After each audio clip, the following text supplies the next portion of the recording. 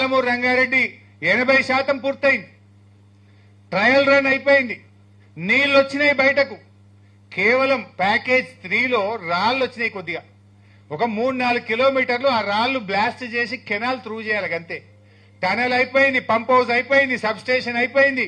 Everything is ready. Just 4-5 కిలోమీటర్లు ఆ రాళ్లను బ్లాస్టింగ్ చేసి కాలువ త్రూ చేస్తే పాలమూరు జిల్లాలో 50 టీఎంసీల నీళ్లు మనం నింపుకునేది ఉండే వానాకాలంలో. ఏడాదిని అర్థమైంది. 3-4 కిలోమీటర్ల కాలువ దవ చేత కదా ఈ ప్రభుత్వానికి. ఆ 3-4 కిలోమీటర్లు ప్యాకేజ్ 3లో కాలువ తవ్వి ఉంటే నాగాపూర్ రిజర్వాయర్లో 8.5 టీఎంసీలు, ఏదుల్లో 6.5 టీఎంసీలు, వట్టెంలో 16 టీఎంసీలు, కర్వెనలో 17 టీఎంసీలు, మొత్తం 50 టీఎంసీల నీళ్లు మనం నిలుపుకునే అవకాశం ఉండే కదా. మీకు తెలివి లేక నీళ్లు వాడక 65 టీఎంసీలు ఆంధ్రాకి ఎక్కువిస్తారు ఈ సంవత్సరం. ఇంకా 2 ఏళ్ళు అంటుండు. ఏంది వాళ్ళ ఉద్దేశం?